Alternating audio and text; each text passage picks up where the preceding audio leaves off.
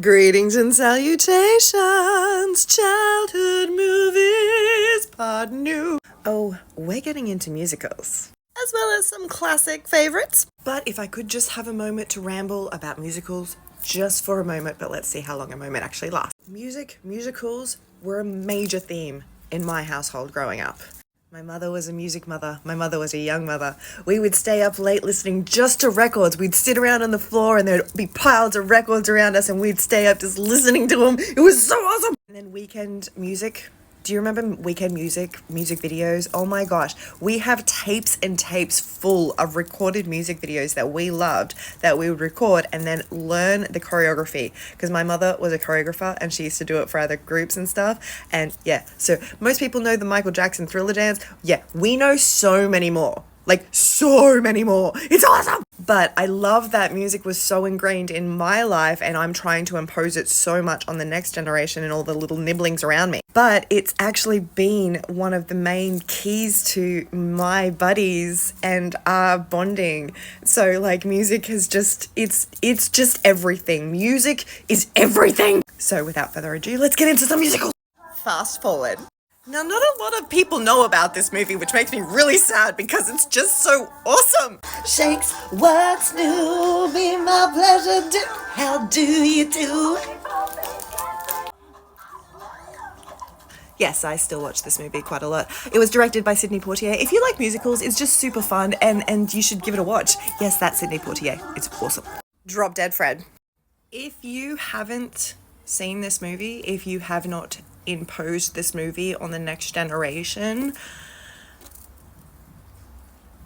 that's what you should be doing right now.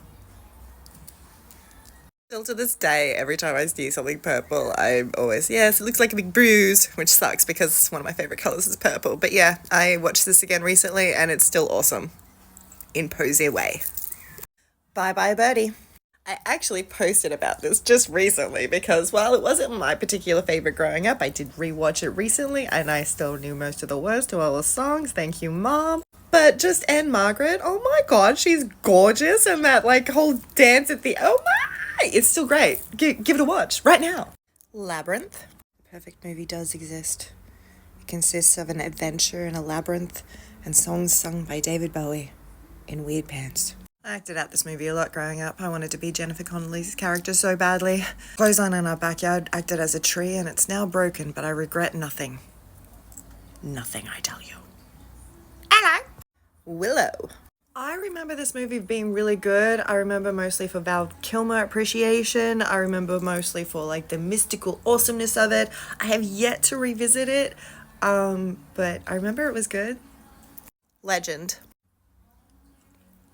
It was good back in the day, but how the heck were we not severely traumatized? Oh yeah, we are. It's such a cute, mystical, fairy sweetness, but really, I revisited recently, and the only really reason to watch this is Tim Curry as Darkness, honestly. It's a bit of a... The Never-Ending Story. Another one that if you haven't seen and you aren't in, like, you know, imposing on the next generation, that's what you should be doing right now. Yes, it does have that awful traumatizing moment, but it's such a beautiful movie, so I think it's okay to be traumatized, and it's okay in the end. And I still randomly put necklaces on my head and pretend to be her. Return to Oz. I've spoke about this before. I still love this movie. It's not like The Wizard of Oz, although that still is the perfect movie. This is just a great, awesome movie, and it's more in line with the books and still has the awesome, like, all the heads. Oh, it's a really good movie. You should watch it. Please. Just do it for him alone. The pumpkin head. Please. The Rocky Horror Picture Show.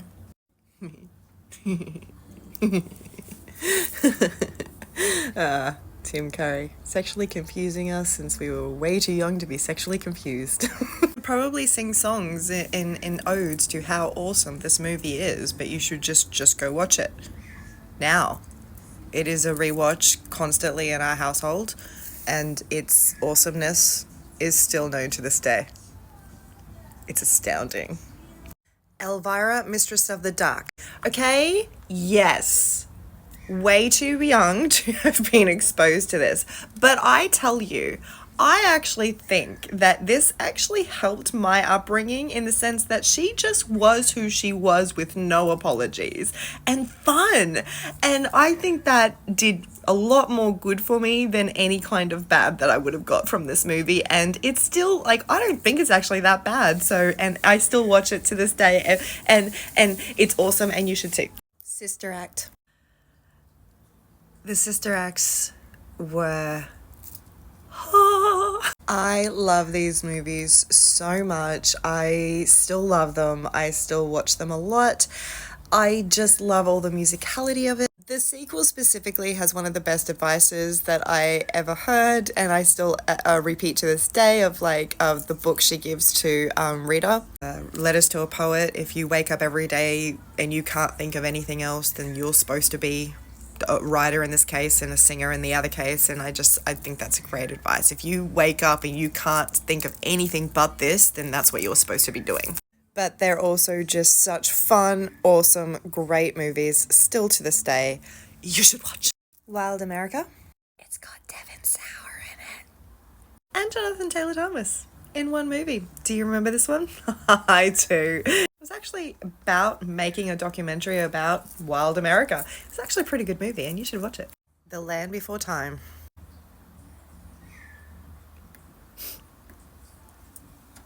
Just for context, I'm a deeply empathetic person. I saw Inside Out with my Inside Out 2 with my buddy yesterday. I had no makeup on by the end of it. I was bawling so hard. That's how much they affect me. Yep. Beautiful movie still though. Great. It's great. Okay, it was great. Equally traumatizing An American Tale. Yeah, they're great. They're great. They're just not movies that I can see very well because of all the freaking bawling. Okay. Groundhog Day. I don't know why this one came up as the last one on this list, but anyway, this is a really funny movie that I still enjoy to this day. I love time loop movies. Love that concept. Happy Death Day 2, and that awesome episode of Supernatural that love a time loop. And honestly, I don't think anyone can do it better than Bill Murray. This movie's awesome. Watch it now. Actually, I take that back, because your mission was if you hadn't seen Drop Dead Fred, go do that. And if you haven't shown your kids, that's what your first mission is. Then to hopefully find this one, because this one is awesome and I really want to have more people experience this awesomeness. I mean, can you really turn down a dance battle? Did you recognize any on these lists? What are some more of your favorites? Please let me know, because really I'd rather do Ramble if I'm not dancing.